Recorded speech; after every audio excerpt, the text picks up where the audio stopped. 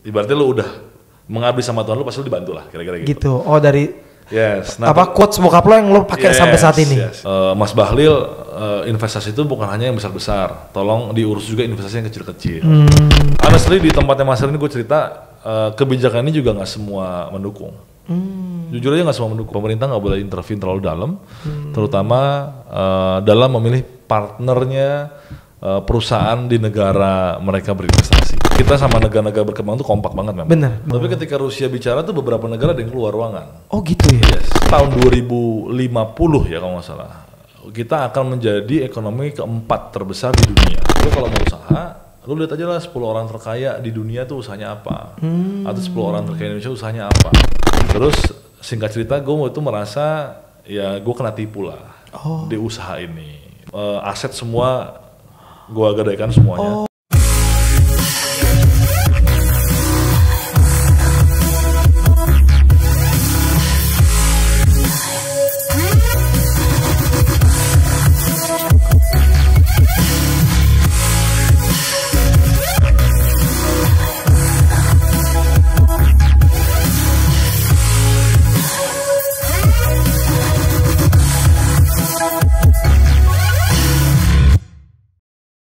Yes, teman MHM Podcast.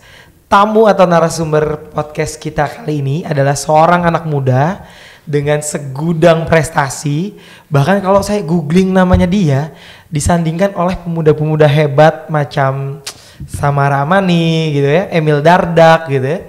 Langsung keluar nih. Salah satunya adalah narsum kita kali ini. Yes, M. Pradana Indra Putra. Siap, Mas. Atau dikenal Dana. Siap. Saya kenal beliau juga sudah cukup lama.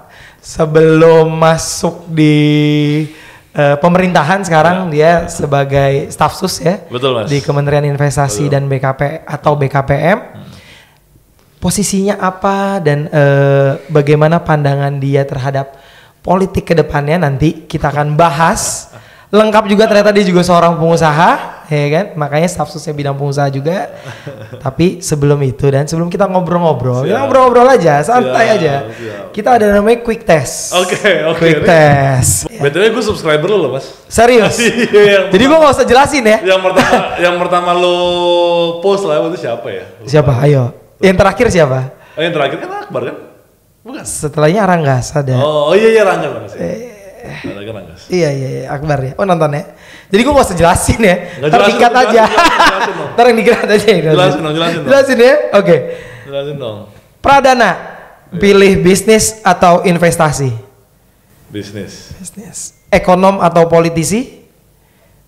Ekonom sih. Pendidikan atau pengalaman? Pengalaman. Partai atau organisasi?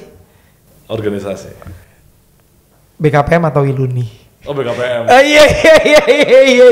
Konkret ini kayak ini. Iya. Siap. Oke, dan ya kita kan kalau lihat berita-berita tentang lo dan lain sebagainya itu kan lo banyak terjun di dunia kepemerintahan, organisasi dan lain sebagainya. Tapi lu bisa ceritain gak sih asal muasal dari lo kecil? SMA lo sama istri gua ya. Actually ya udah organisasi juga ya, Paskib kan, Paskibra. Nah, actually dari lo lahir di mana, kecil, background family until you have this position. Iya kalau gua kecil, jadi kalau yang belum kenal, nama gua Dana. Gua 30 tahun sekarang. Gua lahir di Jakarta emang, jadi anak Jakarta. Bokap tuh Jawa Timur. Jadi anak Jakarta ikutan Apnon ya? Enggak. Oke, terus? Enggak, waktu itu gue gak boleh sama bokap gue, gak tahu kenapa deh.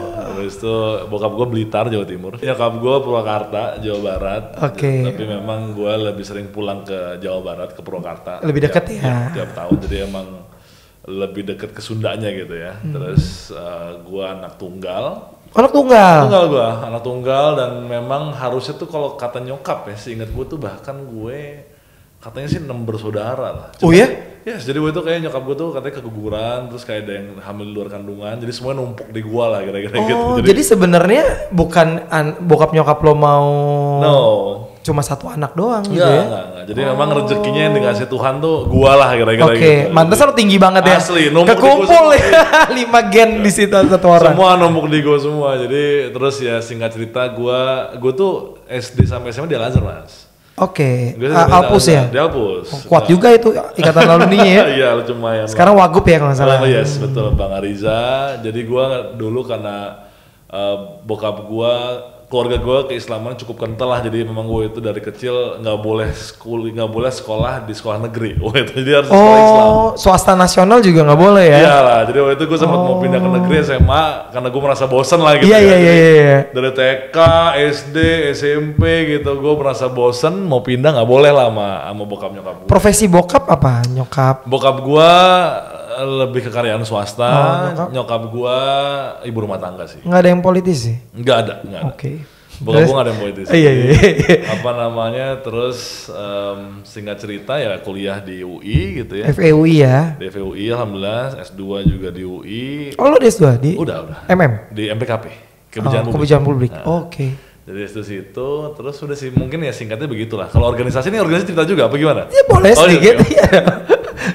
Jadi awal ceritanya gue sebenarnya awal cerita berorganisasi memang passionnya itu kalau gue boleh cerita sebenarnya dari kakek gue nih. Jadi alam bokap justru ya. Alam bawah sadar gue tuh bokap juga. Jadi alam bawah sadar gue tuh kakek gue sebenarnya. Jadi kakek dari pihak bokap. Nah, jadi ini nggak tahu lebay atau nggak bagi teman-teman. Jadi emang tuh jadi ceritanya bokap gue 10 bersaudara, rame lah banyak gitu malah ya. Jadi tiap kali lebaran tuh seru lah rame gitu. Biasa orang Jawa kita sungkeman kan. Iya benar. Antri lah semua cucu gitu kan. Dapat ini yang pau. Nah terus setiap kali sungkem lah kira-kira gitu. Nah itu kakek gue selalu dari gue kecil sampai semasa hidupnya lah gitu ya. Saya bilang kayak ya kata-katanya tuh intinya kayak ya kamu harus jadi pemimpin misalnya gitu, terus kayak harus mengabdi bangsa negara gitu. Tiap sungkeman itu. Tiap lebaran. Dari lo start kecil. Dari gue sangat kecil lah. Jadi makanya jadi nempel ya. Nempel. Jadi menurut gue tuh alam bawah sadar gue juga sih. Karena pemimpin gitu ya. Iya dan apa namanya ya di luar dari pemimpinnya maksudnya lebih kepada mungkin kayak ya harus ini kamu harus berbakti sama bangsa negara. Karena ya mungkin angkatan 45 gitu ya. Iya. Emang beda gitu. Karena emang doi kan angkatan 45 lah gitu ya. Emang perang di zaman revolusi ya. Emang mungkin berbeda lah situasi mindsetnya dia dan tujuan dia hidup kan beda lah. Jadi mungkin itu yang bagi gua tumbuh di alam bawah sadar gua. Makanya waktu itu gua masuk Paskibraka sama istrinya Mas Heru gitu ya. Sebagai senior gua, terus gua ikut OSIS. Sampai DKI nggak sih lo gitu? Gua enggak. Jaksel. Itu juga ketinggian ya soalnya itu juga ada ceritanya enggak Mas, gua sempat mundur. Itu ada ceritanya lagi tuh. Jadi itu gua intinya kayak gitulah. Jadi gua dari OSIS terus Paskibraka lah, terus ya aktif di berbagai tempat sampai gue tuh sebenarnya turning point gue malah gue pernah jadi ketua remaja masjid Cut Mutia ya. Kakak gue juga tuh. Oh iya? Siapa? Om lo Wisnu, Wahyu. Wahyu iya itu. Oh iya? Angkatannya Wisnu itu. Makanya waktu kita sempat foto-foto bareng, kakak gue bilang loh ini ponakan apa adiknya Wisnu gitu kan cerita. Jadi gue itu karena memang bokap gue dulu tinggalnya deket situ. Cut Mutia. Bokap gue tinggalnya deket. Kakak gue Richma kan. Iya. Nah turning point gue tuh di situ sebenarnya. Jadi turning organisasi lo. Bahkan menurut gue hidup gue sih. Masa sih? Menurut gue. Lo sempat ketua Richma itu? Iya, gue ketua Richma sempat dan ya percaya nggak percaya lah ya. Pokoknya gue sempat jadi ketua masjid gitu ya dan memang pada waktu itu ya bagi gue pengalaman yang luar biasa di situ sih gue. Karena pertama bukan organisasi yang besar. Kedua emang ini lebih ke agama gitu. Jadi memang apa ya ada rasa ketulusan. Tapi kan lu dari SD sampai SMA juga sekolah Islam. Yes betul. Tapi ada challenge yang berbeda aja Mas. Karena pada waktu itu gue merasa nggak pas gue masuk udah ada senior. Tapi bagi gue sih menurut gue pribadi emang belum terlalu beken lah bahasanya gitu ya. Nggak terlalu beken. Jadi emang pada waktu itu ketika gue menjadi ketua Richma itu, gue ada rasa bahwa ya pertama ada ketulusan gitu ya pada waktu itu. Yang kedua memang ada tujuan kayak gue harus bisa nih mempopulerkan lagi remaja masjid lah kira-kira gitu. Tapi lu tinggal memang deket situ? Enggak. Gue di selatan. Cukup jauh ya, kan Jakpus itu. Jauh, gue di dalam. Tapi susah nggak untuk menjadi ketua Richma saat lo itu enggak ya? Sebenarnya enggak lah. Karena kan itu Mas, maksud gue. Iya, karena nggak gede. Iya, ini bukan. Tapi turning point-nya apa tuh berarti? Nggak tahu sih kalau bagi gue mentally terus nasib menurut gue juga di situ. Karena nggak waktu itu gini sih, memang gue tuh Nah kalau soal ini bokap nih, bokap tuh selalu ngajarin gua, emang bokap karena Islamnya cukup kental. Jadi bokap selalu bilang sama gua, lu kalau ya bahasanya tapi nggak ngomong lu sih, gua sama bokap gua nggak ngomong lu gua, tapi ini bahasa gua aja lah. Ibaratnya lu kalau berbuat, ya masih gini, gua selalu dilatih tuh dalam beragama, yang pertama lu harus ya akidahnya dulu, maksudnya lu harus percayanya dulu nih, gitu. Jadi lu nggak usah ngomongin sholat lu kayak apa dulu, lu harus percaya dulu, gitu. Kalau lu sholat tapi lu nggak percaya Tuhan percuma deh, kira-kira gitu. Lu percaya dulu, gitu. Nah disitulah di Richma ini gue banyak belajar percaya sama Tuhan. Dalam konteks misalnya ya macam-macam ya gue. Akidahnya lo. Ya maksud gue tapi dalam konteks yang lebih praktis. Maksud gue misalnya dalam kita ngadain event misalnya. Usia berapa sih itu? SMA kuliah awal. SMA kuliah awal betul. Nah, habis itu gue adalah intinya gitulah. Gue di gue harus percaya Tuhan. Terus yang kedua adalah lo pokoknya kalau udah bantu, ibaratnya lo udah mengabdi sama Tuhan, lu pasti lu dibantu lah kira-kira gitu. Gitu. Oh dari nah, apa quotes bokap lo yang lo pakai sampai saat ini? Nah, apa tadi? Kalau lo mengabdi kepada Tuhan, ya pasti lu dibantu lah kira-kira. Apapun lo yang mau gitu ya, jalannya pasti ditunjukin. Karena bagi gua jalan hidup gua lebih kepada emang banyak kebetulan. Nah waktu itu ceritanya adalah gua jadi ketua Richma. Gua ngadain Ramadan Jazz Festival lah. Apa? Ramadan Jazz Festival lah, masa bisa Google. Jadi waktu itu cukup oke lah. Waktu itu emang kita agak kontroversi lah, kita ngadain festival jazz di lapangan masjid, tapi emang kita waktu itu tujuannya buat narik anak muda. Dan rame banget. Kita lebih dari 2.000-3.000 gitu. Lumayan dong. Lumayan, per day kita 2.000-an orang gitu. Jadi rame. Satu hari itu? Iya, yang main Tompi gitu. Iya lumayan ya. Dan itu semua free. Jadi kita nggak dibayar. Gitu. Yes, jadi dan bahkan kita ngasih tempat buat, mohon maaf misalnya kadang karena ini remaja masjid, kita ngasih tempat juga yang teman-teman non muslim. Jadi kayak Glenn Fredly nyanyi tempat kita juga. Dari Likumahuanya itu kita rame juga. Ya? Rame, Raisa sempat nyanyi juga. Gara-gara gitu, ini Malik. Gara-gara apa? JGTC kali. Yes. Gue terinspirasi itu lagi keren-kerennya Java Jazz. Java Jazz. Lagi keren-kerennya Java Jazz. Jadi waktu gue terinspirasi apa yang buat anak muda biar mau untuk tertarik sama remaja masjid lah gitu. Jadi gue buatlah Ramadan Jazz Festival itu. Nah itu juga sesuatu yang bagi anak masjid kayak gimana cara buatnya gitu kan. Tapi alhamdulillah itu makanya salah satu yang bagi gua kalau kita udah berbuat yang penting udah setengah jalan lah. Tapi kalau emang tujuannya bener sih pasti banyak yang bantu. Dan itu coach bokap lo itu ya, lo akhirnya bikin segala macam. Nah, banyak kebetulan deh tuh. Nah tapi kebetulan yang sebenarnya ini banget bagi gua adalah tiba-tiba ini satu cerita yang gua masih ingat sampai sekarang, gua masih kenal sampai sekarang. Namanya Mas Benny Junito. Dia dulu kerja di Kedutaan Besar Amerika Serikat. Jadi waktu itu gua masih ingat di jam 9 malaman lah. Yang di Medan Merdeka situ ya? Iya, gue lagi di masjid nih. Gue lagi di masjid, tiba-tiba telepon, gue angkat. Ini Mas Dana betul gitu. Oh iya bener saya Mas Dana. Ini saya Dana gitu. Ini ketua Richma gitu. Ya oke. Oh saya Benny Junito dari Kedutaan Besar Amerika Serikat gitu kan. Wah gue bilang, gue dalam hati gue kenapa nih gitu kan. Gue penasaran juga kenapa tiba-tiba Kedubes Amerika nelfon gue. Iya. Gitu kan. Terus kayak Mas saya bisa ketemu gitu. Singkat cerita habis gue ketemu, gue ngobrol sama dia. Terus akhirnya gue dikenalin sama Pak Dubes waktu itu, terus gue sering engage sama Dubes US. Iya, gue sering engage sama kedutaan berapa. Dia dapetin kontak lo dari mana? Dari anak masjid Sunda Kelapa deh kalau nggak salah. Karena lo berhasil ngadain Ramadan Jazz itu tadi. Iya, kayaknya gitu. Tapi intinya kedengeran lah, gue masih ingat gue dapet 3 dubes lah itu. Yang pertama banget tuh sama gue Scott Marshall namanya. Gue masih ingat sampai sekarang. Jadi tiba-tiba singkat cerita dari situ, gue ditawarin pergi ke Amerika. Untuk kayak short course gitu lah. Jadi ini program politik? No. Iya, tapi nggak politik sih, nggak politik, pemerintahan. Jadi, kebijakan publik yang lo ngambil ya? Gue masih mahasiswa. FA itu, S1?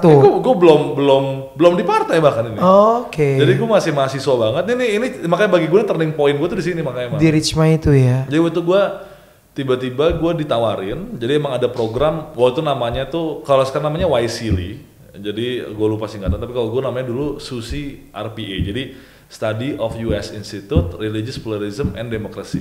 Jadi kita belajar soal keberagaman agama di sana sama sistem pemerintahan di Amerika waktu itu. Nah, jadi itu sifatnya juga rekrutmen tertutup, jadi nggak ada pendaftaran mas. Bener-bener yang kayak ditawarin. Yes, ditawarin. Jadi nggak ada pendaftaran sama sekali, orang umum nggak bisa daftar. Gue berangkat sama 20 mahasiswa dari seluruh Indonesia. Indikatornya apa tuh ya? Minum dulu. Gue juga nggak tahu. Jadi ada randomly aja. Yang bareng, bukan bareng sama gue. Yang sebelum gue Iman Usman. Sebelum gue Iman. Ini ruang guru. FA juga kan? FISIP. Oh iya, HI ya dia. Sebelum gue Iman Usman. Nah itu gue sama 20 mahasiswa dari Ya background macam-macam ya. Jadi, Berapa lama di sana? Gua agak lupa ya, berapa 2 bulan ya. Oke lah. Semua all cover ya. Oh kabar. Jadi itu yang gue nggak pernah ke Amerika sebelumnya. Jadi itu pengalaman. Saya juga belum dan. Oh gitu. Mas itu boleh telepon nggak? Gue bikin podcast di sana. Ya udah, gue ke sana all cover dan bahkan gue dulu cukup shock, maksud gue belum pernah bahkan gue belum pernah keluar negeri selain umroh. Iya. Waktu itu diajak orang tua itu pun juga kan. Berarti coach bokap dapat banget ya. Maksudnya lo agama dulu nih, umroh iya. Terus, nah gue di Singapura ingat banget gue shocknya kan adalah gue lagi sama teman-teman gue nih kita ber-20 tiba-tiba ada yang datangin kita nggak tahu siapa ya, tapi ini anak bocah lah, kita dulu kan nggak ngerti gitu. Kayak tiba-tiba oh mas, oke, bahasa Inggris gitu ya, kayak oh ini dana ya gitu CRB, oh iya betul, oh ini tiket hotelnya segala macam, bilang buset tahu dari mana nih orang kita gitu. Waktu kita kaget semua gitu karena bareng-bareng gak ada yang nemenin mas. Iya. Jadi kita berangkat ke Amerika tuh gak ada yang nemenin. Dan kenalan lo di bandara semua lagi? Iya, tiba-tiba di bandara ada yang dia bahkan nggak pakai signage, dia nyamperin kita nggak nyamperin kan. Kalau ada di bandara kan kayak misalnya Heru Mahyudin gitu kan, oh kita datangnya ini ya, itu enggak. Tiba-tiba kita yang didatengin sama orangnya, dikasih hotelnya, kita nginep semalam, terus udahlah kita di Amerika.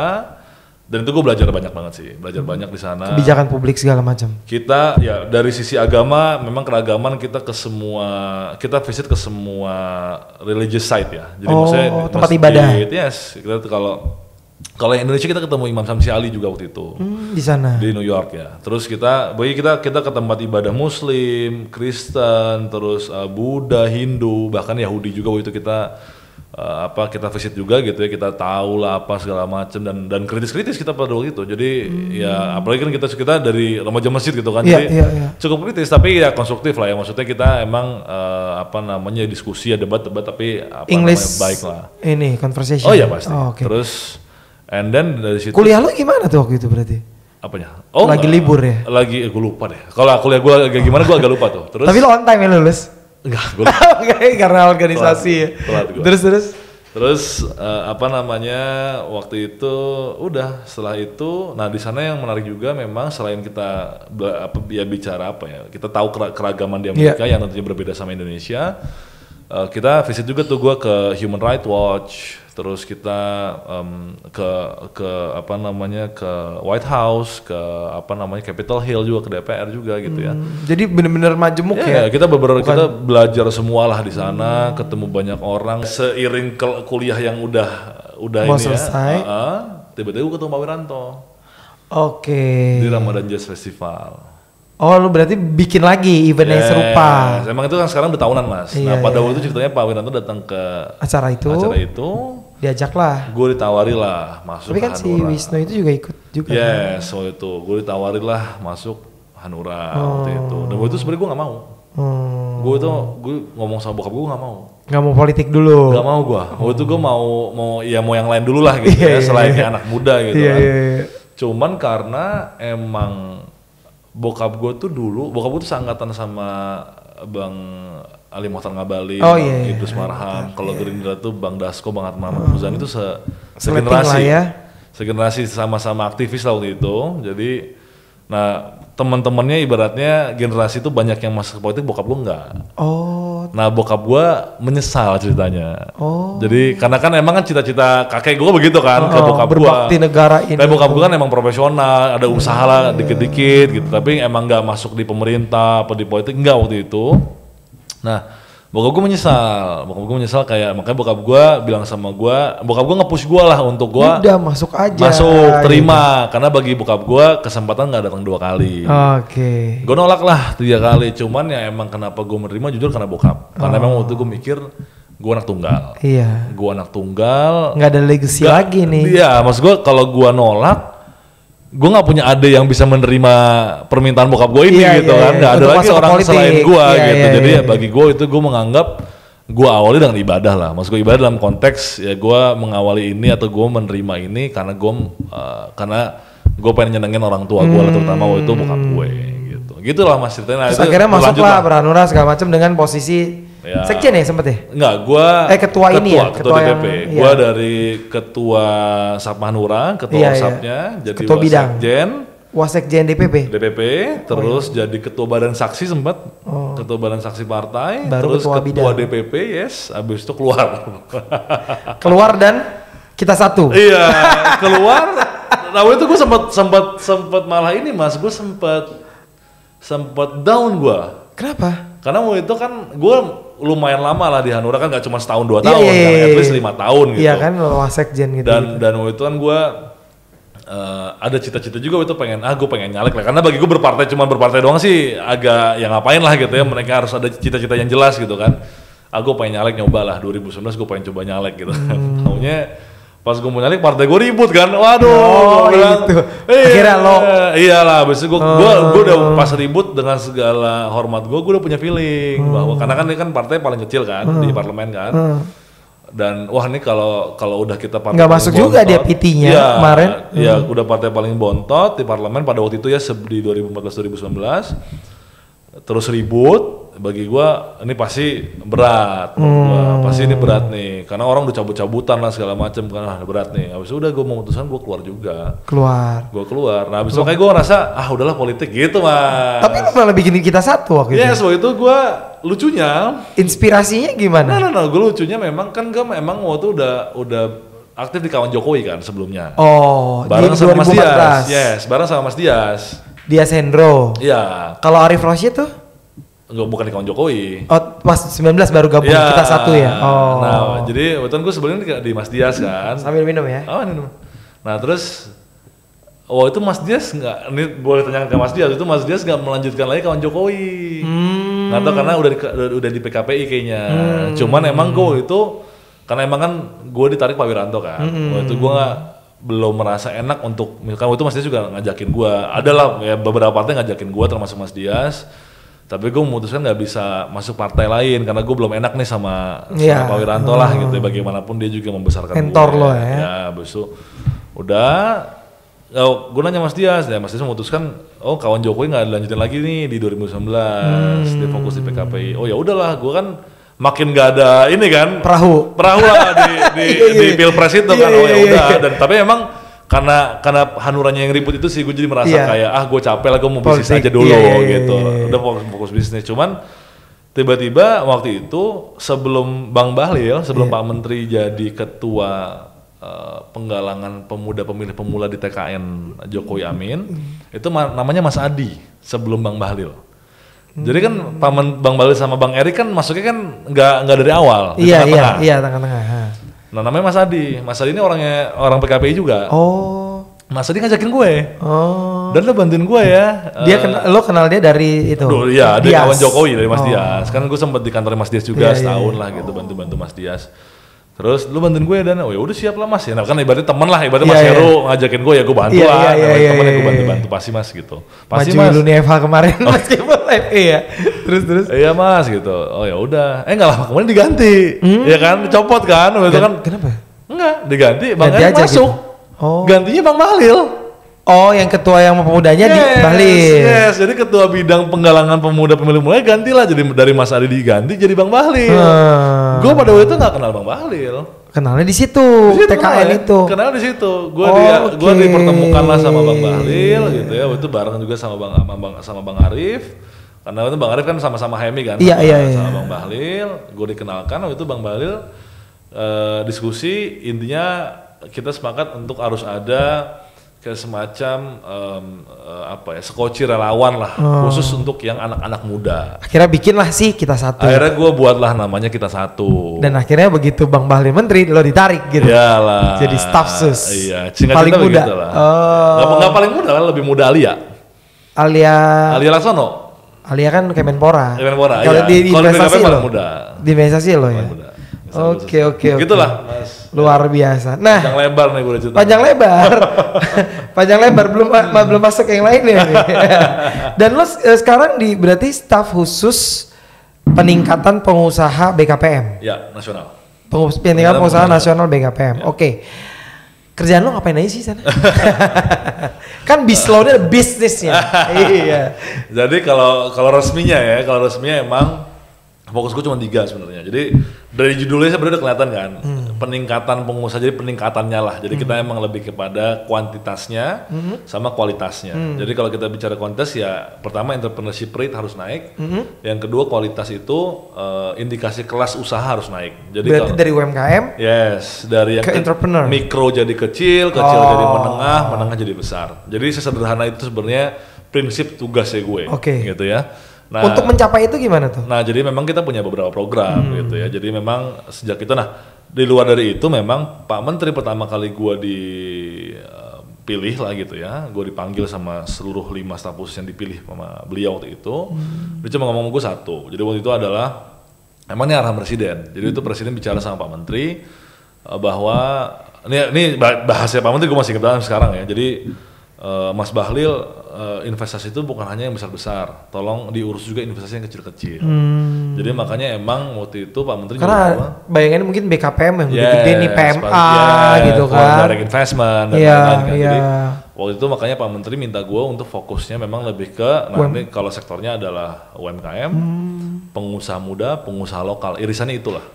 Gitu. Jadi itulah UMKM, pengusaha muda, pengusaha lokal. Makanya fokus gue di sana, membantu Pak Menteri dengan segala program yang kita punya gitu ya. Ya itulah kira-kira itu, dengan tujuan meningkatkan kuantitas dan kualitas dari mereka semua. Pengusaha itu. Gitu. Terus yang lo jalankan untuk mencapai target-target itu? Jadi memang yang pertama kan kita kalau di BKM punya beberapa program yang bagi gue cukup berdampak. Yang bagi gue sangat fundamental, terutama gue sebagai pengusaha itu adalah memang NIB sih Mas. Mungkin Mas Heru sama lah jadi pengusaha. Gue atau Mas Heru mulai usaha tahun berapa? 2014. Oh 2014, oke sama lah. Maksud gue dari sebelum 2018 lah ya. Gue mulai. Berarti kalau NIB yang dikerjain di Bislo mangkrak gue gak tapi tenang, Bislo berarti aman langsung nih statusnya. Terus? Jadi kan gue mulai usaha 2010 lah. Gitu ya, kita ngerasain yang namanya buat izin dulu nggak sih? Oh jadi starting bisnis 2010. Bisnis pertama lo apa Dan? IO. Masih jalan sampai sekarang? Masih jalan sekarang, 12 tahun. Wah, ntar kita ngomongin bisnis. Terus? Jadi gue merasakan lah dulu kan kita kalau buat usaha ya PT-nya harus. Oh iya. Oh masih ribet emang zaman. Gue merasakan banget, makanya ini nyambung sama NIB ya. Gue merasakan banget waktu itu. Terus gue sempet ngantri Mas emang di BKPM, ambil antrian subuh gitu. Wah tuh ngerasain gue. Tapi emang tuh nasib gitu. Itu yang gue pernah, itu yang bagi gue cukup unik. Sumpah nih gue nggak bohong. Bro, staff gue juga masih. Nggak obat. Tapi jam berapa gitu kan? Bagi gue yang gue cukup unik adalah, gila ya, maksud gue adalah. Ini kan sebelum Pilpres selesai, gua ngantri di BKPM lah apapun itu segala macem. Dan ternyata lo sekarang. Dan maksud gue tiba-tiba gue di BKPM. Jadi waktu pertama kali gue masuk di BKPM, gue bilang sama Pak Menteri, Pak saya ngerasain Pak. Dan saya nggak nyuruh orang nih. Saya ngantri sendiri, saya ngurus sendiri. Tahu ya, jadi tahu persis gue ngajak karyawan gue. Karena emang waktu itu juga ribet. Maksud gue kan. Kayak gue tapi lo kebayang gak sih, Dan lo dulu ngurus and then lo jadi part of. Iya itu yang bagi gue kayak bisa gini nih hidup ya, mas gue gitu kan. Iya jadi itulah yang gue waktu itu cukup lucu, dan bahkan tapi itulah yang menjadi pengalaman karena gue jadi merasakan langsung kan, gue pernah di sisi lainnya kan gitu kan. Jadi tapi bagi gue apapun itu NIB menurut gue sangat revolusioner menurut gue, karena memungkinkan orang untuk punya usaha bahkan perseorangan, tapi dia formal dan legit dan valid kan kira-kira gitu kan. Bahkan gue pernah buatin NIB buat mertua gue nggak percaya, karena waktu itu dia ada syarat mau ngambil pinjaman lah gitu ya. Terus usaha kecil-kecilan lah, usaha rumahan. Terus gue buatin NIB tuh nggak nyampe sejam lah, karena jadilah kan kalau emang lo yang buat. Gue buatin, staff sus buatin ya. Gue buatin. Gue pikir sur tim lo gitu. Enggak, gue buatin, gue ketik sendiri gitu segala macam. Karena gue tuh orangnya tuh suka penasaran. Jadi gue tuh kadang kalau apapun tuh gue harus ngerti dulu gitu loh. Jadi gue buatin segala macam. Makanya waktu gue ngantri sendiri gitu Mas. Gue buatin segala macam. Mertua gue nggak percaya. Ini izinnya? Iya mah ini izinnya gitu. Mertua gue sampai nggak percaya. Nah menurut gue NIB itu yang paling revolusioner. Gitu sih satu ya. Makanya kemarin lo ke daerah-daerah Pak Menteri untuk bagi-bagi. Bahkan gue kemarin terakhir kalau di UI gue juga kita bantu NIB untuk perdagangan di UI. Iya gue lihat tuh sama ketua PT UI. Betul. Nah terus yang kedua memang kita yang kemitraan ya, dengan segala kelebihan dan kekurangannya, memang itu menurut gua program yang berani banget sih. Jadi kalau NIB yang kayak kemarin lu bagi pegawai kantin segala macam, mereka perseorangan ya Bang? NIB perseorangan. Itu apa sih maksudnya kegunaannya gitu kalau dia kan untuk tukang bakso lah apa gitu bisa kan sekarang kan berarti. Karena kan memang gini, gue juga terlibat di tim serap aspirasi Undang-Undang Cipta Kerja khusus yang UMKM. Di Kementerian Investasi? Enggak, di pemerintah Sendiri? pusat. Oh, oke. Jadi itu pemerintah pusat. Kayak Satgas gitu ya? Iya, Pak Erlangga itu membentuk satu tim kerja, serap aspirasi namanya, itu berbagai kementerian, berbagai sektor, bahkan swasta juga ada. Banyakan swasta malah. Pemerintahnya dikit. Jadi yang dianggap mampu menjaring suara dari sektor-sektor yang terkait lah. Nah kalau gue UMKM kebetulan. UMKM. Dan itu banyak ya? Banyak. Dan bagi gue makanya revisi Undang-Undang Cipta Kerja khususnya UMKM lebih kurangnya menurut gue Kementerian kita atau Pak Menteri Bahlil secara khusus juga ada peran di situ menurut gue. Karena makanya kita juga cukup banyak diskusi dan gue berani banget. Makanya kalau dulu zaman Undang-Undang CK lagi rame, kalau dalam konteks yang bagian UMKM, gue berani debat banget. Karena gue kebetulan cukup rame itu ya. Iya, dan gue nyusun PP-nya juga. Maksudnya bareng-bareng waktu itu kita bantu nyusun PP. Dan makanya sekarang kan cukup inilah, maksud gue NIB dia juga langsung, sekarang kan kita pendekatannya berbeda, bahwa NIB itu sekarang udah langsung dia self declare halal. Jadi Mas Heru kalau perseorangan itu tukang bakso paling enggak langsung bisa mendapatkan satu izin dari pemerintah, itu sertifikasi bina halal UMKM. Dan dia tapi harus submit sendiri gitu ya? Iya. Kalau orang yang nggak ngerti digital harus itu challenge-nya dibantu memang. Gitu. Itu challenge-nya, tapi itu salah satu manfaatnya pasti itu sertifikat halal itulah gitu ya, itu satu. Yang kedua pasti pinjaman, program-program pemerintahan juga sekarang banyak yang mensyaratkan NIB kan, jadi itu yang menjadi kegunaan NIB sih. Kalau kripto tuh masuk kripto juga? Enggak. Nggak masuk UMKM ya dia? Enggak gitu. Tapi jadi, perizinannya BKPM juga dia? Perizinannya setahu gue di Bapepti sih. Bapepti dia di ya? Kemendak sih gitu. Benar. Gitu, itu yang inilah. Nah terus kita makanya waktu itu juga bantu ngerumusin kan soal ini kan.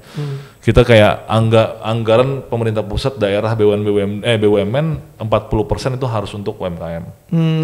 30% area komersil. Ada insentifnya nggak sih? Insentifnya enggak, tapi secara regulasi sudah diwajibkan. Kan gitu yang paling penting lah bagi gua. Yang kedua adalah tadi lah izin tunggal untuk UMKM. Yang ketiga adalah area komersil 30% itu harus untuk UMKM dengan discount rate yang berbeda. Misalnya di Cilandak Town Square. Misalnya katakanlah di di tol rest area. Gitu. Ya, gitu misalnya. Itu beberapa tempat-tempat pemerintahan ya. Bandara misalnya gitu. Gitu. Harus. 30% UMKM. Iya. Itu baru ada setelah revisi Undang-Undang Cipta Kerja. Gitu. Jadi bagi gua terus sekarang diwajibkan kemitraan antara perusahaan besar sama perusahaan kecil, tapi memang yang diwajibkan sebenarnya pemerintahnya. Jadi pemerintah pusat dan daerah itu wajib memitrakan dengan lokal. Iya, wajib memitrakan antara UMKM dengan perusahaan besar. Nah, jadi maksud gue sekarang itu menurut gue juga buah hasil dari apa yang kita kerjakan tuh. Bagaimana kita secara regulasi sudah mengunci, dan ini baru ada menurut gue. Yang benar-benar bagi gue adalah keberpihakan ya. Nggak, gue tanpa kita menyalahkan yang dulu ya. Nggak, ini pastinya semua berkelanjutan. Gue yakin juga nanti lebih bagus lagi ke depannya.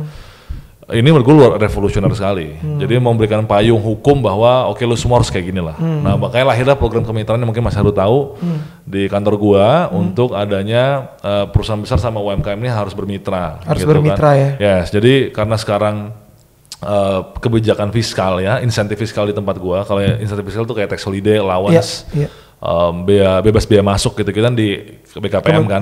Ya, jadi sekarang di BKPM? Di BKPM. Jadi sekarang kita kalau misalnya ada perusahaan yang mengajukan, itu ya kita kasih syarat tambahan.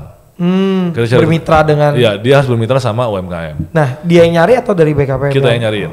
Karena dari BKPM yang? Dari BKPM. Karena memang itu alasannya Pak Menteri, ini plus minus ya memang, tapi ada benernya juga bahwa kan sebenarnya gini, kayak contoh PMA lah, kan dulu kan ada DNI kan, daftar negatif. Iya DNI, sekarang DPI juga ada. Yes, kita daftar dulu kan negative list investment ini.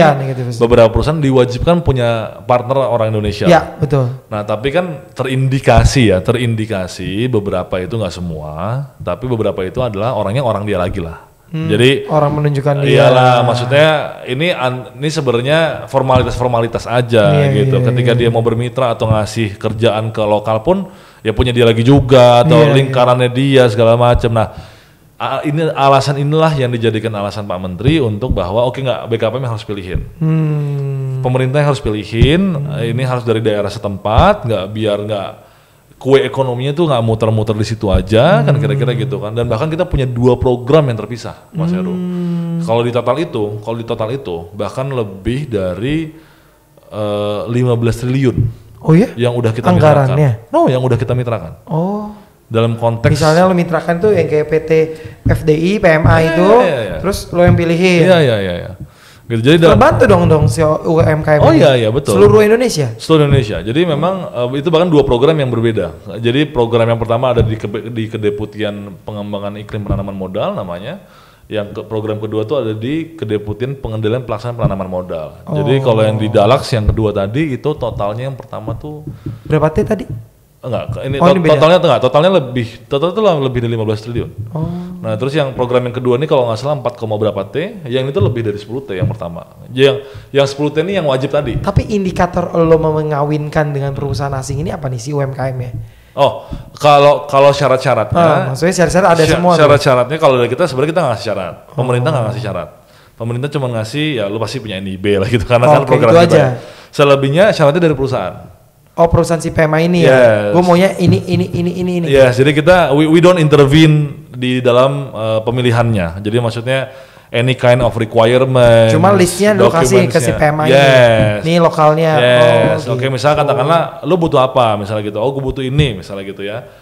Lu syarat dari lu apa aja. Udah gitu yang kita umumin, itu yang kita carilah gitu ya kira-kira gitu. Si local company-nya ini akhirnya masuk jadi pemegang saham juga nggak? Oh enggak, no. Jadi cuma mitra doang ya. Oh, jadi konteks kemitraan ini bukan modal, bukan saham, tapi memang dikasih pekerjaan. Oh, dari si PMA ini. Yes, karena kita lihat kan gini, kadang kan orang pengusaha itu kan bilang bahwa gue butuh modal lah.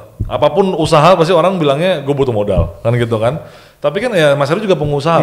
Kadang-kadang kan sebenarnya modal nomor 2. Yang penting pekerjaannya dulu dong. Betul. Lo kalau udah punya klien udah ada PO keluar, berani kita. Modal juga semua mau ngasih kan gitu. Lo bisa nunjukin sales lu banyak juga. Orang pasti semua mau ngasih.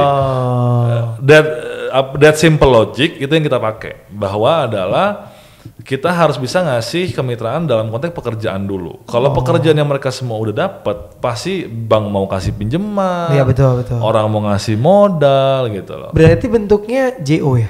Iya, enggak, bentuknya pekerjaan. Pekerjaan aja gitu. PO. Oke, ke subkon gitu ya? Iya, bisa catering, bisa security. Tapi si PMI-nya udah jadi PT dulu kan? Udah jadi PT gitu. Bisa ada yang bentuknya konstruksi, macam-macam. Makanya ini kita udah jalan. Kebijakan ini udah berjalan 2 tahun. Dan sekarang memang cukup memudahkan sih kalau PT PMA ya. Oh iya. Kan gue juga ngerjain tuh PT PMA segala macam. Gitulah. Betul.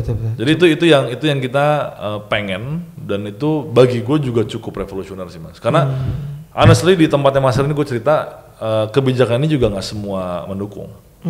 Jujur aja nggak semua mendukung, bahkan nggak semua mendukung itu maksudnya KL yang lain, kementerian lembaga yang lain, atau entrepreneur yang nggak dukung, atau gue cuma bisa bilang bahwa nggak semua mendukung dari semua sektor lah. Iya.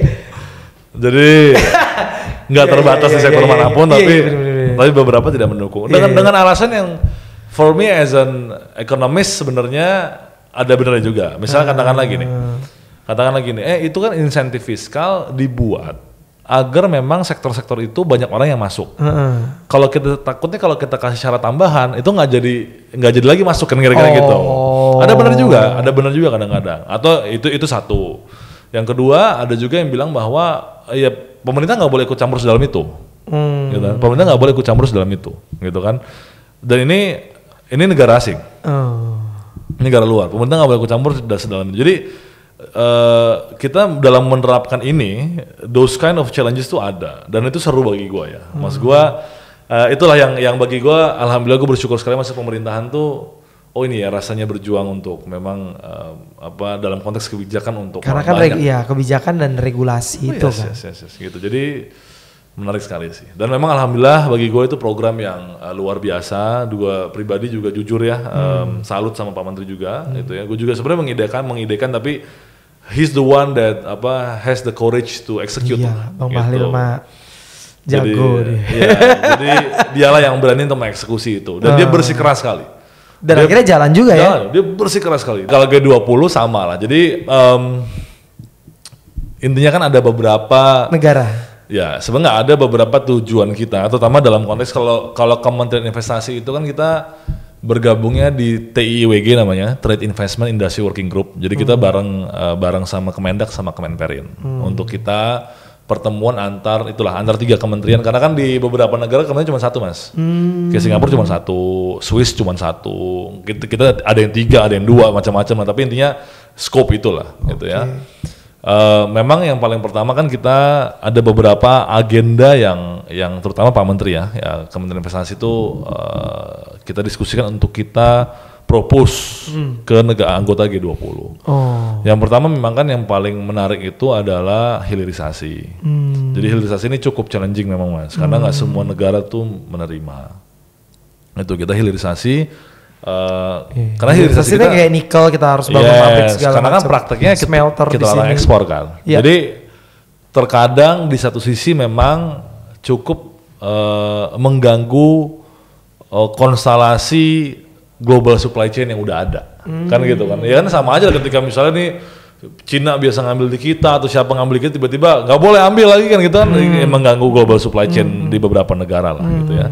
Kita juga diisu di WTO sekarang, kita diisu di WTO dan itu cukup tapi kemarin Pak Menteri pidatonya cukup ini, kita bareng-bareng semua kita buat itu draft, and bagi gue cukup berani itu, sekali lagi gue salut sama bos gue, dia bilang bahwa Indonesia meminta kepada dunia, terutama negara-negara anggota G20 untuk menghormati kedaulatan negaranya dalam mengelola sumber daya alamnya. Nah, ini menurut gue udah macam Bung Karno lah gitu Pak Menteri, jadi itu quite oke lah, kuat berani gitu ya. Terus ada beberapa hal lain termasuk kemitraan. Tapi nanti itu akan diputuskan di G20 atau ini masih dalam konteks perdebatan. Jadi kalau Mas Heru, gue juga baru tahu lah sekarang lah. Kalau di G20 jujur gue baru tahu sekarang juga karena gue di dalam. Sebelumnya gue nggak tahu. Jadi gue baru tahu.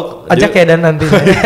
Presidential Summit itu terakhir, sebelumnya itu ada menteri-menteri itu masing-masing lah. Makanya ada B20, U20 gitu ya. Nah hasil pertemuan menteri itulah, sebelum menteri ada pertemuan eselon 1 yang dari kemarin gue ikut gitu. Nah jadi hasil pertemuan eselon 1 akan dijadikan ministerial agreement, gitu ya. Hasil ministerial agreement akan dijadikan untuk di leaders agreement, gitu ya, atau leader statement. Nah tapi itu nggak akan semua masuk mas, pasti akan diseleksi diseleksi lagi. Jadi itu berlapis-lapis. Jadi dan memang yang bagi gue cukup waktu, karena gue ikut sidangnya gitu ya, alhamdulillah 2 kali ini gue selalu ikut sidangnya di delegasi. Ada, gue nggak bisa sebut lah, tapi ada beberapa pihak yang memang ini sudut pandang mereka ya. Misalnya katakanlah mereka nggak mau lagi ada aturan lokal konten misalnya. Mereka ada yang meminta tidak diwajibkan untuk transfer of technology misalnya. Gue nggak bisa sebut negara, tapi ini padahal itu kan udah diatur undang-undang kita kan? Oh iya, tapi ini nggak dalam konteks Indonesia doang. Ini kan konteks global kan, konteks global. Jadi perwakilan negara-negara itu udah datang ke sini ya, G20 itu ya. Ini dalam konteks global mereka minta itu, bahwa lokal konten kalau bisa tidak diwajibkan, transfer of technology tidak diwajibkan, dan bahkan ada satu pihak yang gue masih ingat sekali sampai sekarang itu berbicara bahwa tadi tuh bahasanya pemerintah nggak boleh intervene terlalu dalam, terutama dalam memilih partnernya perusahaan di negara mereka berinvestasi. Oh yang tadi lakukan? Iya itu menurut gue agak nyindir kita banget tuh. Gue bilang wah nih kayaknya sih agak nyindir ke kita nih. Gitu. Tapi itu seru sih. Jadi bagi gue seru. Dan memang kepentingannya sangat bagi gue ya, tapi memang yang sangat terlihat itu negara berkembang, negara maju. Iya. Karena itu kebutuhannya berbeda. Iya. Gitu. Iya. Nah ini kita sama negara-negara berkembang tuh kompak banget memang. Bener. Dan gue dengar memang statementnya Pak Luhut ya mungkin juga udah ada di berita kan. Maksudnya bukan hanya dari podcast gue, bahwa dia bilang bahwa ada beberapa negara maju yang nggak mau negara berkembang jadi negara maju. Yes, for sure. Dan itu menurut gua itu ada di summit lo gitu, pertemuan lo. Menurut gua itu nggak hanya dalam konteks kenegaraan lah ya, dalam konteks perusahaan pun kayak gitu lah. Oh iya perusahaan gede gitu. Karena perusahaan yang udah gede mau saingin lebih banyak mungkin. Sama lah kayak negara juga begitu. Dia nggak mau tersaingi sama negara inilah yang lain-lain lah gitu. Padahal ada beberapa entrepreneur bilang bahwa sekarang sebenarnya saatnya kolaborasi kan. Oh yes. Iya Ya, kan? in to some extent sebenarnya kolaborasi berjalan. Kita semua tetap bergandengan tangan. Cuma Tapi memang ada beberapa pihak yang bagi gue itu udah nature aja. Nature, ya. Udah nature kompetisi lah. Maksudnya, Iya. tapi juga bagi gue gini lah. Jangan juga dianggap kompetisi ini dianggap pasti buruk lah. Iya. Karena maksud gue kompetisi ini sudah merupakan sunatullah kalau menurut gue ya. Dalam konteks perusahaan, dalam konteks kita pribadi gitu Iya. kan. Dalam konteks negara gitu kan. Jadi bagi gue itu emang udah hukum alam. nature aja gitu. Nature pasti ada kompetisi antar negara. Tapi sih negara berkembang ini kompak. Kompak. Kita India, terus China. Terus, China masuk berkembang. iya, maksudnya karena kan memang kan dia lebih ya kan baru-baru ini. Oh iya ya baru-baru ini memang. Baru-baru ini. Tapi lu melihatnya kemarin kan G20 di pemberitaan juga yang kalau Rusia datang US nggak datang, kalau ya gitu-gitulah. What do you think? Di tempat gua kejadian. Di tempat lo yang Iya, summit iya. kemarin. Iya. Jadi kan Apa kita tuh? ada 2 kali kan. Kita ada 2 kali sidang. Yang pertama bahkan Rusianya nggak datang fisik. Rusianya itu virtual. Tapi ketika Rusia bicara tuh beberapa negara ada yang keluar ruangan. Oh gitu ya. Yes. Jadi memang karena bagi terutama negara maju kan sensitif sekali Iya, Mas. iya, Apalagi memang juga sesama di Eropa kan. Iya, Jadi as an European ya mereka kan mungkin kan isunya hangat di sana gitu kan. Jadi mereka keluar nggak mau denger Rusia. Kalau US ngomong Rusia yang keluar. Enggak. Kalau itu enggak. Enggak ya. Mereka enggak. Tapi Rusianya memang gak ada yang datang kemarin. Nah, pertemuan gue yang kedua Rusia hadir fisik. Oh gitu. Amerika hadir fisik. Oh, Nah, tapi perwakilan ya, tapi mereka aman-aman aja. Nah, tapi anehnya pas hadir fisik semua nggak ada yang keluar. Gue juga bingung tuh kenapa. Oh gitu. Nah, jadi pertemuan pertama Rusianya virtual, malah pas dia ngomong ada yang keluar. Keluar. Berarti udah adem dong harusnya. Nah pas gue nggak bisa mengatakan, gue nggak ngerti sih, jujur gue nggak ngerti. Soalnya bentar lagi November kan? Iya. Nah ini kalau tempat gue kemarin Rusianya ini fisik hadir, tapi nggak ada yang keluar alhamdulillah malah. Jadi dan itu cukup prestasi bagi kita karena kebetulan yang pertemuan kedua tuan rumahnya kita. Oh, Tuan rumah itu gitu. Kementerian Investasi. Oh. Jadi kita tuh TIWG ini tuan rumahnya kebagi 3. Oh. Jadi yang pertama Kemenperin, kedua kita nanti yang menteri itu perdagangan. Nah pas kita kemarin tuan rumah Pak Menteri Pak Bahlil happy banget kenapa? Karena nggak ada yang walk out. Jadi bagi itu udah cukup jadi prestasi bahwa kalau ini pemikiran Pak Menteri ya bahwa delegasi ini menghormati kita sebagai tuan rumah.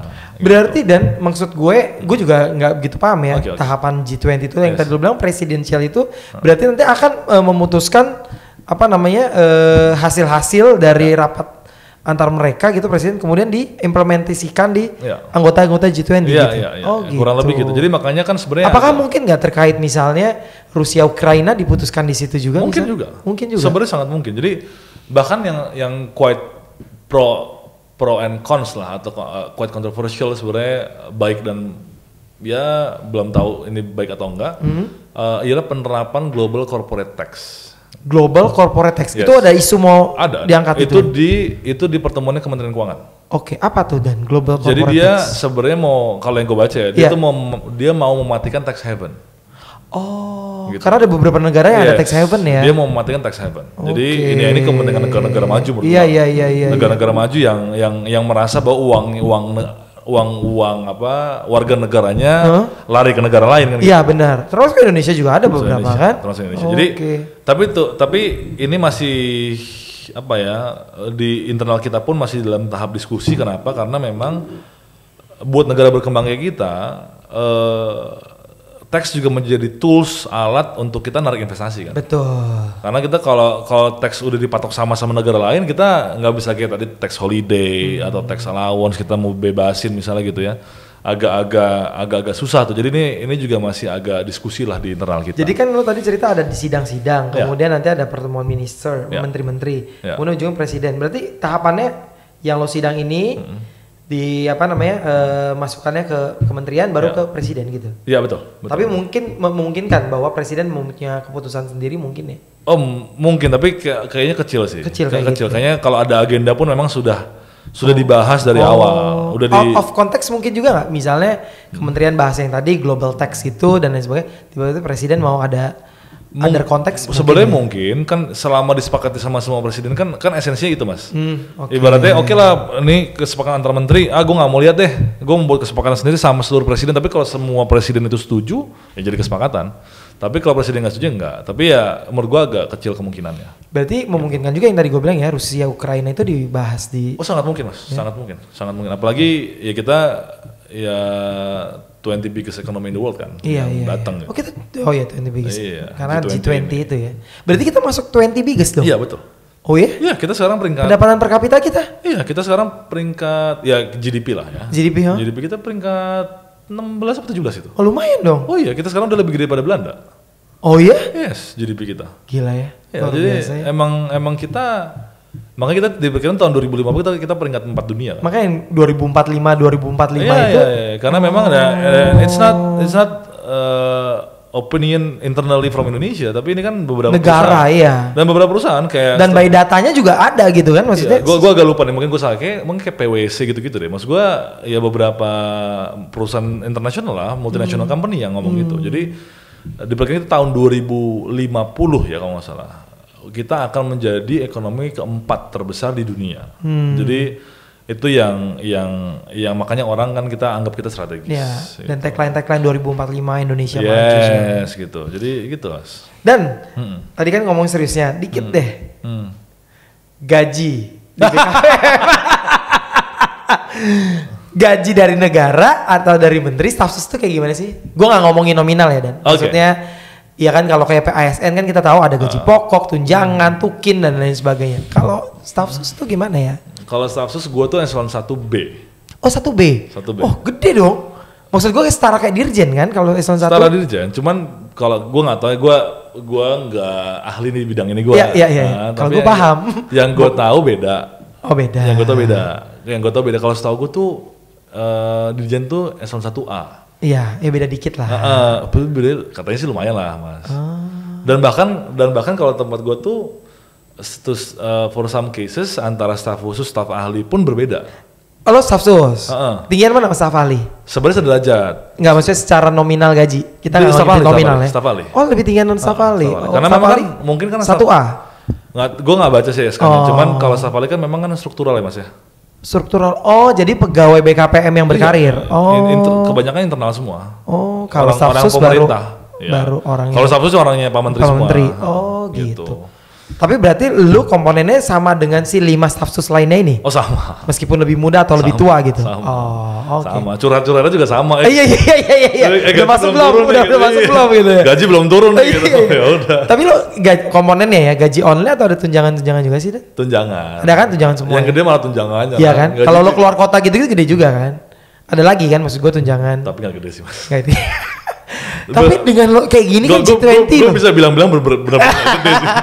Tapi orang ngeliatnya staf sus muda, BKPM ya kan? Dulu tuh yang gue pernah ngerasain cuma sebentar. Jadi dulu tuh katanya kalau kita jadi pembicara di kementerian kita sendiri tuh dapat narasumber tuh itu lumayan Mas. Iya, gue kemarin juga Kemenaker lumayan tuh. Iya, itu bicara. Tuh Mas Heru. Iya. Oh, itu Mas Heru. On behalf Bislo. Mas Heru orang luar. Jadi dulu beda lagi. Dulu enggak sebenarnya sama, tapi orang dalam kalau ada acara nih jadi pembicara di kementerian kita itu dapat narasumber juga. Lumayan lah misalnya gitu ya. Kalau sekarang nggak boleh Mas. Jadi sekarang tuh berbakti gitu ya. Sekarang eselon 1 di kementerian lebih kasihan nih sekarang. Iya. Jadi nggak bisa tuh misalnya ada acara internal ngundang gitu kayak ya itu udah lah mending kita nggak usah diundang lah, kita penonton aja lah, kira-kira jokesnya jadi begitu. Gitu ya. Gitu. Tapi lo kan ya aja. ring setengah lah paling nggak kan lo tahu tentang investasi dan lain sebagainya. Dan lo di usia muda kan, maksudnya Iya, alhamdulillah banget. Quite good kan. Apalagi mau G20 kan. Ya, gue itu pengalaman yang berharga dan gue belajar apa ya yang gue juga jujur sebenarnya bersyukur dan terima kasih sama bos gue tuh. Dia banyak melibatkan anak muda sih. Iya. Dia di kantor gue banyak melibatkan anak muda. Kalau yang digital itu gue berdua sebenarnya sama ada namanya Dimas, tenaga ahli kita. Digital? Enggak, namanya Dimas. Namanya Dimas, tenaga ahli kita juga di Kementerian Investasi. Lebih muda pada gue. 2 tahun di bawah gue lah gitu. Nah itu yang selebihnya tim. Tapi yang agak di atas gitu yang masih muda gitu. Nah yang selebihnya memang ya teman-teman yang eselon 2, eselon 3, eselon 4 ya. Teman-teman Nah, lo kan juga staf sus peningkatan pengusaha. Bagaimana tanggapan lo tentang pengusaha muda di Indonesia? Oke. Maksudnya gue udah pernah viewers kita kan juga ada yang baru memulai. I've done some research back in 2021 ya. 20 lupa deh gue gitu. 2021 lah. Jadi kalau pada waktu itu ya memang gue ngelihatnya, pertama kita kan total unit usaha kita 64 juta unit usaha gitu ya. 64 juta 64 juta. di Indonesia. Terus kalau nggak salah itu kan usaha besar cuma berapa ribu lah. Jadi kalau dikeluarin pengusaha besarnya juga tetap 64 juta gitu. Okay. Bahkan ratusan ribunya juga nggak berubah gitu. Iya.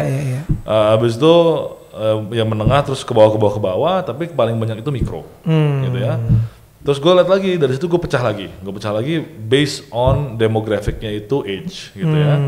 Gue anak muda tuh kalau nggak salah gue pecah tuh sampai 30 tahun deh, apa 35 gitu. Pada waktu itu ya, itu nggak nyampe 10%. Itu nggak nyampe 10%. Jadi, iya kan, jumlah pengusaha itu ya. Gue kira tuh banyak mas. Gue kira tuh pengusaha muda kita tuh banyak. Ternyata pengusaha muda kita masih sedikit. Masih sedikit banget. Jadi bahkan waktu yang gue data nggak nyampe 10%. Jadi ini emang jadi PR bersama nih untuk orang mau jadi pengusaha gitu, karena memang ternyata ya UMKM kita masih didominasi sama pertama agriculture, yang kedua ya makanan minuman gitu. F&B lah. Oh, by data pertama agriculture ya? Oh iya, tetap agriculture. Yang pengusaha muda? Ya enggak, bukan. Pengusaha UMKM ya. Ya maksudnya pertanian tuh masih dianggap UMKM gitu loh beberapa. Iya, F&B tuh masuknya UMKM juga ya? Oh iyalah pasti. Kecuali kalau dia masuk ke resto. Oh iya. Baru udah agak ya. Iya, tapi kan sebagian besar juga mungkin menengah mas. Iya sih, menengah sih. Sebagian besar pasti juga menengah. Yang besar pasti nggak banyak lah menurut gua. Gitu. Jadi itu tuh. Jadi itu sih yang menurut gua kita harus lebih berani aja gitu. Panjang nih kalau ngomong ini panjang lah, by data banyak banget. Tapi kalau misalnya lo melihat kan lo sekarang di Kementerian Investasi ya, by data segala macam. Potensi usaha apa sih yang bagus buat pengusaha muda? Wah, macam-macam ya. Kalau menurut gua sih, kalau kayak Bang Eri kemarin ini digital gitu, atau ada tambahan lain gitu. Menurut gua sih usaha konvensional apapun sih oke sekarang. Karena konvensional tuh misalnya kayak gimana? Properti oke. Menurut gue pribadi, makanya gue juga masuk di situ. Lu baru ya properti ya? Baru 2019. 19. Ya itu baru gue. Jadi itu menurut gue bagus. Terus F&B juga masih oke. Masih oke ya. Jadi kedepannya untuk produk-produk jangan khawatir, bagus gitu ya maksudnya secara market dan lain sebagainya. Iya, digital pasti ya. Digital pasti karena kan ini ya, karena mulai ya. Tapi pasti digital cukup challenging sih bagi gue. Menurut gue sekarang masih digital agak challenging. Nah, dan tadi kan lo bilang lo bisnis properti, terus lo pernah WO. WO atau IO dari 2010? Ada WO-nya juga. Ada WO-nya ya. Lo bisa ceritain bisnis lo? Jadi, tapi masih jalan bisnis lo? Masih jalan. Siapa yang handle? Direktur-direktur, partner-partner ya? Partner gue. Kamu lo sibuk banget nih sekarang. Iya, gue udah gak aktif. Iya. Jadi makanya gue juga gak pernah nge-post apa-apa soal usaha gue. Iya makanya. Gue udah gak aktif. Jadi memang pertama gue mulai itu bertiga IO. Karena menurut kita waktu itu paling gampang. Karena lo Ramadan Jesse juga, berhasil nih gitu kan. Dan waktu itu kan kita juga habis acara sekolah gitu, kayak OSIS gitu-gitu kan. Terus kita merasa, ini kayak kita bisa lakuin ini. Jalan gitu. Jalan. Sampai sekarang. Nggak pernah tutup. Alhamdulillah nggak pernah. Kita kemarin pas pandemi cukup terdampak sekali. Dampak lah IO semua pasti. Kita dulu tuh kantor gue tuh hampir 70 orang lebih. Dan sekarang mungkin di bawah 10 kali. Oh ya? Yes. Jadi lo cut-cutin gitu ya? Banget. Jadi kita waktu pandemi sih lumayan parah lah. Tapi ya alhamdulillah bangkit lagi dan oke lah. Beberapa sebenarnya kita banyak di Jakarta mas malah. IO-nya? Iya, gue kemarin soft launching yang Jakarta International Stadium tuh. Loh? Iya. Oh ya? Yes, terus Jakpreneur Fest tahun lalu tuh kita. Karena udah lama ya, jadi udah maksudnya kaki-kaki. Peresmian perpustakaan Jakarta kita juga yang di tim tuh. Itu banyak acara-acara pemerintahan. Iya, terus gue nggak tahu kenapa padahal nggak kenal siapa-siapa gue nggak lewat siapa-siapa. Misalnya nggak ngomong sama. Mau nih bukan nih. Iya, nggak ngomong sama gubernur, wakil gubernur nggak ada gue. Ini lewat normal aja, tapi pitching kan? Pitching, makanya emang itulah gue bilang ya rezeki nggak kemana rezeki, gitu. Benar. Terus kemana apa sih yang taman yang di Tebet tuh, Tebet Eco Park kita juga. Oh iya, pakai ini pitching tuh pakai LKPP gitu nggak sih kalau? Nah kalau ada beberapa LKPP, ada beberapa yang pakai BUMD. Jadi BUMD yang disuruh buat sama pemerintah Pemdanya, nanti BUMD yang bayar kita gitu. Oke. IO WO 2010, and then lo buka properti 2011. Other than that ada lagi bisnis lain? Gue fokus aja sih. Gue sebenarnya ada tapi belum fokus. Kalau properti apa tuh bentuknya? Properti gue lebih ke affordable housing sih. Jadi rumah subsidi dan rumah murah. Oh, rumah subsidi dan rumah murah. Betul. Iya. Jadi yang di bawah 250 juta lah kira-kira gitu. Oh, FLPP.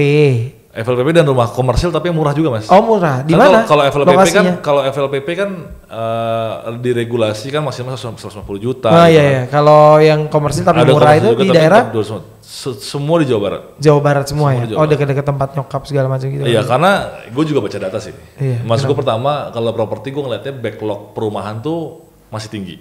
Backlog tuh maksudnya? Jadi antara orang yang mau punya rumah sama yang beneran punya rumah tuh masih jauh. Oh jadi masih banyak yang belum punya rumah? Masih banyak yang belum punya rumah. By data gitu? By data. By data. Oke.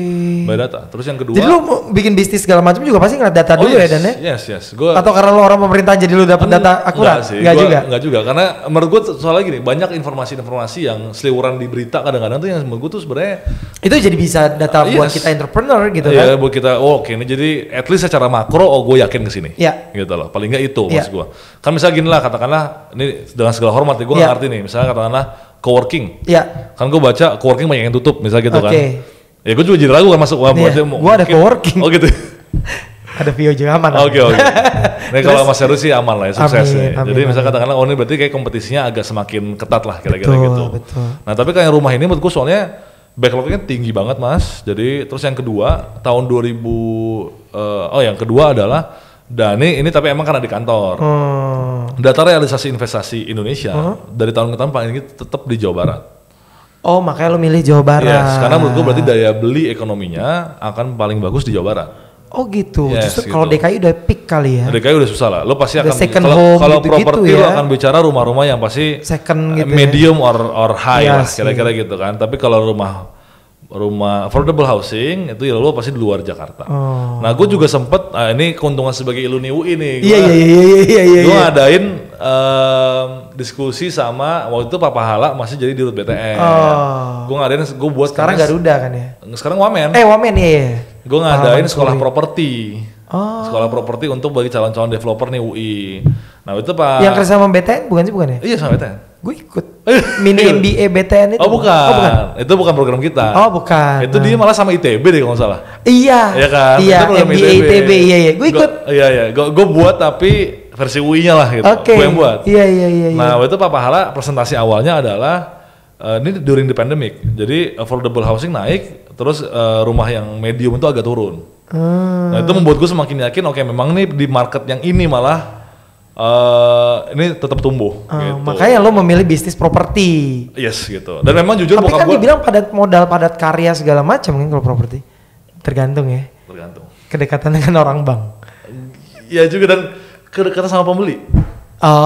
Tapi kan sales lo turun. Gue nggak bisa bilang itu, tapi gue waktu itu adalah gue doing the partnership. Jadi berapa orang? Gue rame sih, gue berempat Oh, lah ya. rame. Yang Aktif. specified di propertinya ada beberapa, maksudnya Yang punya pengalaman properti malah cuma 3 orang lah. 3 orang. 3 orang tuh ya. Gue bahkan gak punya pengalaman properti. Berarti lo lebih ke ini nih, Iya. strategiknya. Iya. Waktu itu kita malah gue bahkan ininya kenapa gue berani juga, karena waktu itu memang waktu gue mulai pertama kali itu ada satu pabrik yang gue kenalan ceritanya, dan koperasi karyawannya itu mau kontrak sama gue. Iya. Gue waktu mini MBA juga dibilangin tuh, katanya kalau lo ini marketing lo ke pabrik-pabrik gitu. Iya benar-benar. Tapi sebelum gue mulai running tuh dan sekarang. Running. Sebelum gue mulai nih bahkan, jadi sebelum gue mulai gue udah ngomong apa, tapi gue ngomong apa adanya, karena bagi gue bisnis yang penting lo jangan nipu lah. Iya, benar. Itu prinsip. Jadi maksud gue ngomong apa adanya, Pak saya nggak sendirian misalnya gitu ya, kan ketemu nih, gue nanya nih misalnya Mas Heru orang pabriknya, terus gue nanya sama dia, Mas saya mau nanya dong kalau saya bangun perumahan di sana menurut Mas gimana gitu kan, misalnya bagus apa enggak lokasinya segala macam. Berarti lo emang cek lokasi, harus sekitar, harus beserta partner lo semuanya? Semua harus, gue harus doing data lah, maupun abis itu ada masalah banyak juga, cuman semua itu aja yang gue merasa udah mendalami aja, waduh masih banyak gue ketemu masalah yang ya ibaratnya dan ditipu lah segala macam. Ada pernah ditipu juga? Kalau prinsip bisnis lo sendiri apa Dan? Apa?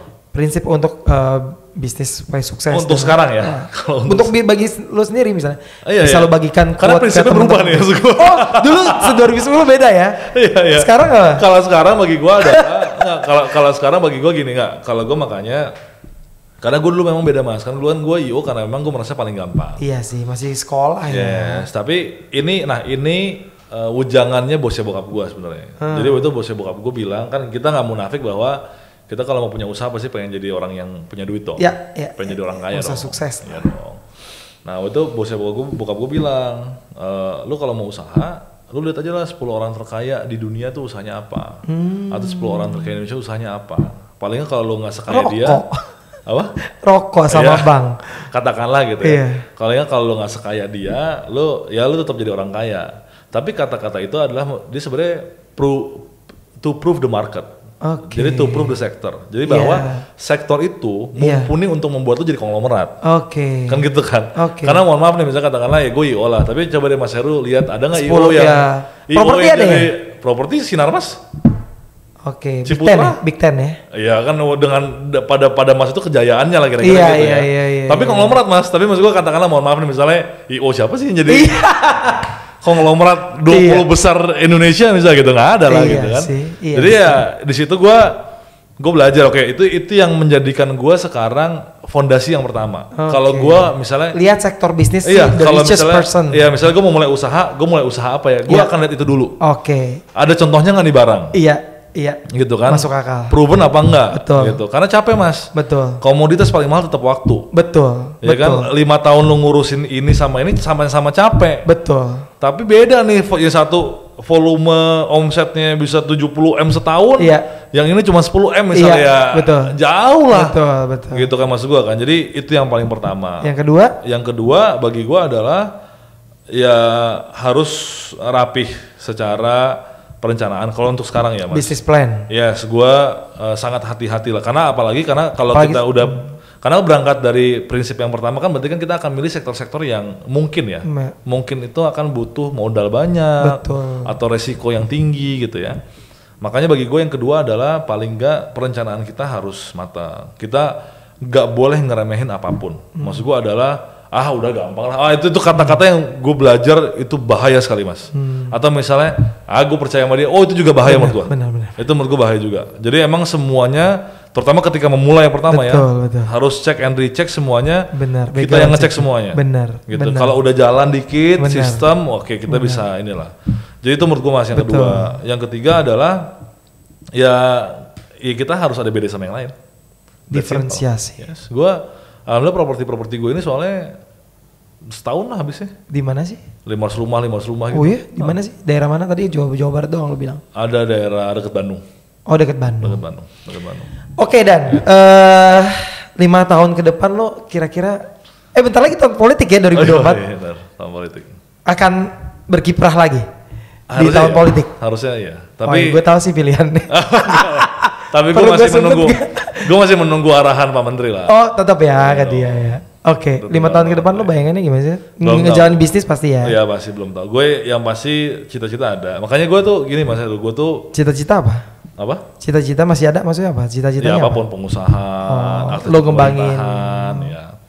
Tapi kalau gue makanya jujur gue pribadi kan tadi gue udah cerita dari awal tiba-tiba pernah belajar di Amerika nggak sengaja. Pulang pun tiba-tiba diminta ke Hanura nggak sengaja. Masuk kementerian. Diminta tiba-tiba bareng sama Pak Menteri gue yang sekarang, Bang Bahlil nggak sengaja juga. Gue bukan. Semuanya udah ada jalan nih. Itu jujur makanya gue makanya gue bilang sama lu tadi, gue tuh sebenarnya banyak kebetulan memang. Hidup gue ini banyak banget. Jadi lo nggak ada maksudnya next 5 years gitu kan? Gue planning untuk yang spesifik batu nggak pernah ada Mas. Lo kayak Dude Harlino loh. Oh gitu ya? Tamu narsum gue. Oh gitu ya? Iya. Pokoknya berserah aja gitu. Iya berserahnya iya. Cuman emang yang penting lo tetap, ada tujuan besar gitu loh. Gue pengen jadi ini, gue pengen properti gue besar, atau misalnya gue pengen ini. Cuman gue tidak pernah dalam konteks yang misalnya ambisius gitu ya, atau gimana nggak pernah gue. Karena memang kebetulan alhamdulillah sudah terbukti nih gue hidup gue dengan dengan prinsip gue yang dimana yang penting gue do my best, gue berdoa gitu ya, gue beribadah, dan beribadah pun bagi gue berusaha.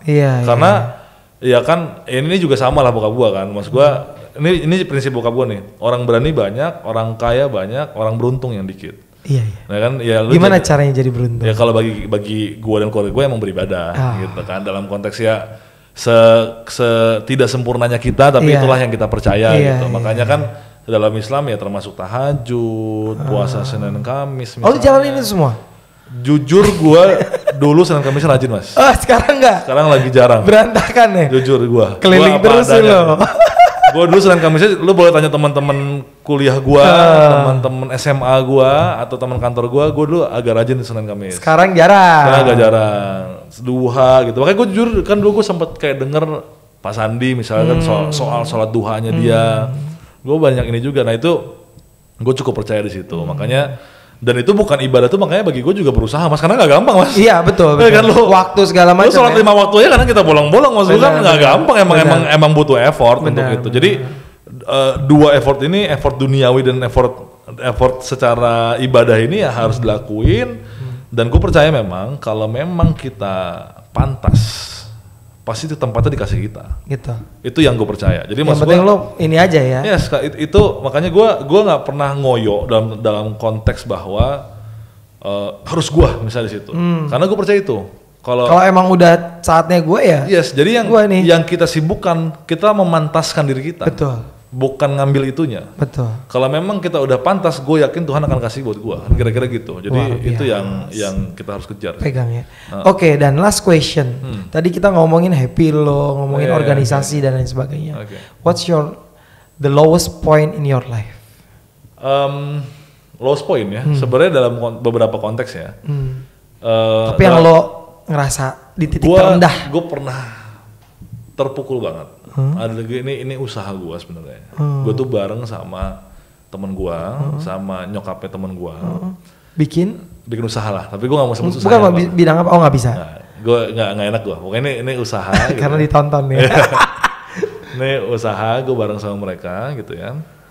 Dan kebetulan nih keluarga ini bagi gue deket banget lah. Gue deket banget sama keluarga ini, sama temen gue ini gue juga deket sekali. Dan bagi gue keluarga ini secara langsung dan nggak langsung banyak jasanya lah buat hidup gue. Bukan dalam konteks materi tapi dalam konteks ya memberikan jalan, koneksi, gue dikenalin, gue diajak, wah banyak lah. Gue merasa hutang budi banget lah sama keluarga ini gitu. Nah itu gue ada ide usaha gitu ya, terus gue ngajakin join bareng gitu ya. Gue ngajakin join bareng sebagai salah satu investor gue lah gitu ya. Terus singkat cerita gue itu merasa ya gue kena tipu lah di usaha ini. Dibawa kabur duit? Secara nggak langsung sih bukan dibawa kabur duit lah mas. Cuman intinya itu gampangnya gini lah, misalnya kan kita mau usaha nih, udah ngatur modal katakanlah 10 juta gitu. 10 juta itu untuk beli HP 1 nih misalnya gitu. Pas kenyataannya tiba-tiba 10 juta ini nggak dapat 1 HP, dapetnya setengah HP. Terus kalau misalnya mau lanjut lagi usahanya, lo harus tambah lagi tuh duit. Tapi kan lo tau lah kan nggak semudah itulah kita minta sama orang kan, maksud gue gitu kan. Intinya dari si nominal ini ya, nggak sesuai. Jadi ini adalah orang yang bagi gue nih nggak bener lah gitu ya. Akhirnya pecah tuh. Sempat macet di situ. Terus kan memang kan ya kan itu gue lah yang bertanggung jawab. Kan gue yang minta juga di segala macam. Akhirnya pecah. Ya dalam tanda kutip singkat cerita memang gara-gara itu sempat bermasalah lah. Sempat bermasalah mungkin setahunan. Masalahnya sampai ke hukum kan? Enggak. Cuman maksud gue ya gue merasa memang waktu itu gue wah benar-benar terpuruk karena memang pertama ekonomi masih terpuruk. Gue itu sempat memang dalam tanda kutip aset semua gue gadaikan semuanya, bahkan sampai orang tua sekalipun. Jadi rumah orang tua pun juga. Ini pas masih kuliah ya? Atau udah? Ya adalah momentumnya gue nggak bisa cerita lah. Jadi aset punya gue pribadi pun gue gadaikan, orang tua rumah pun gue gadaikan. Terpuruk sih itu terpuruk, ya, secara ekonomi terpuruk. Dan itu kan ya ibarat taruhannya kan rumah orang tua nih. Kalau hilang nyokap gue nggak punya rumah nih. Iya sih. Dan itu ibaratnya itulah bukan berpisah ya, tapi emang ya agak berpisah memang sama keluarga temen gue ini. Itu karena bagi gue nggak tahu ya, gue tuh orangnya sangat apa ya? Bagi gue tuh trust tuh segalanya. Bagi gue ya, makanya gue ketika gue dianggap mengkhianati orang tuh bagi gue tuh rasanya tuh gimana gitu. Lebih dari apapun tuh. Oh iya jujur karena gue sampai hari ini gue mengandalkan trust. Kan gue bisa dipercaya Pak Wiranto dulu karena gue dipercaya kan gitu kan. Jadi quote lo ini berarti trust. Oh iya. Untuk semua pengusaha muda dan lain sebagainya atau mau masuk di pemerintahan. Apapun. Yang pertama trust, yang kedua berserah. Iya. Yang ketiga, yang kedua lo kerjain dulu lah. keberuntungan. Iya, baru kita berserah gitu. Berserah dan lo kerja segala macam ya. Thank you Dana Indra Putra Pradana. Siap. Luar biasa kita ngobrol-ngobrolnya hari ini, dan pastinya teman MHM Podcast jangan lupa untuk likes, subscribe dan komen di YouTube channel jangan lupa subscribe Rumah Yudin. Jangan lupa subscribe. Thank you Dan. Thank you Mas Heru.